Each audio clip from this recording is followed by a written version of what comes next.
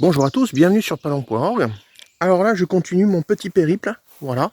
En une matinée, j'ai réussi à mettre l'intégralité des piquets pour le tunnel des artilleurs. Voilà. Alors les piquets sont, comme je vous l'ai dit, enfoncés jusqu'à l'alios, c'est-à-dire jusqu'à 60 cm. Voilà. Et j'ai commencé à mettre ce qu'on appelle les barres de traverse. Voilà. Donc en fait, l'infrastructure, l'armature de base, bien elle est faite. Maintenant, je vais avoir un autre travail qui va consister à mettre des barres en travers et ensuite de rajouter un certain nombre de barres pour maintenir le grillage. Bon. Alors, autrefois, nos anciens ne faisaient pas comme ça. Bon, vous voyez, cette barre-là, eh bien, nos anciens, ils faisaient pas comme ça parce qu'ils allaient récupérer des anciennes barriques d'Armagnac dans lesquelles ils les démontaient et récupéraient les lattes de chêne qui avaient trempé dans l'Armagnac, qui faisaient à peu près entre 1,20 m et 1,30 m. Et comme elles étaient incurvées, ben en fait, ça faisait un système comme un chapeau. Voilà.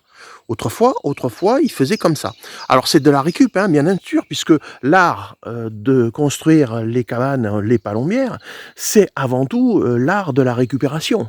Bon, des tunnels, bon, moi j'ai des acacias, donc j'utilise des acacias, mais j'ai des collègues qui utilisent des tendeurs avec des grillages qui sont suspendus, d'autres qui utilisent pour remplacer les piquets, eh bien, des armatures en fer.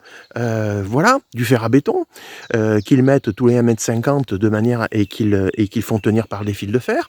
Voilà, donc c'est l'art et la manière, la création d'une cabane, vraiment de rien ne se perd, rien ne se crée, tout se transforme et on garde absolument tout et on fait avec les moyens du bord. Voilà, c'est le principe.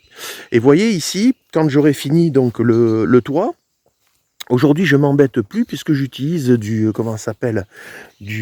paravent, vous voyez, du paravent en plastique que je mets sur le côté, vous voyez. Après, je le mets de cette façon-là.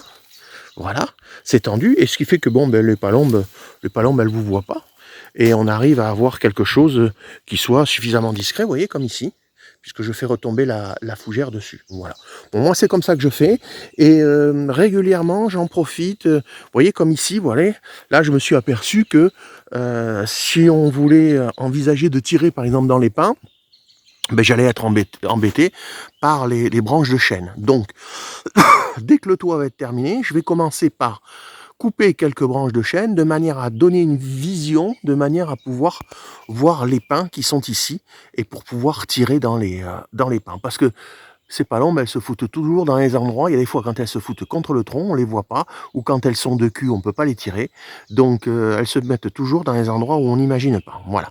Alors le tunnel est important et il y aura sur le tunnel des systèmes avec des trous pour pouvoir tirer, bien entendu, et des systèmes de vision rapide pour localiser les palombes qui se sont posées. Voilà. Et le tout en toute discrétion. Voilà. Donc c'est un peu le principe. Et je vais continuer petit à petit et je vous en ferai part de mes quelques astuces. Allez, à très bientôt sur Palomb.org.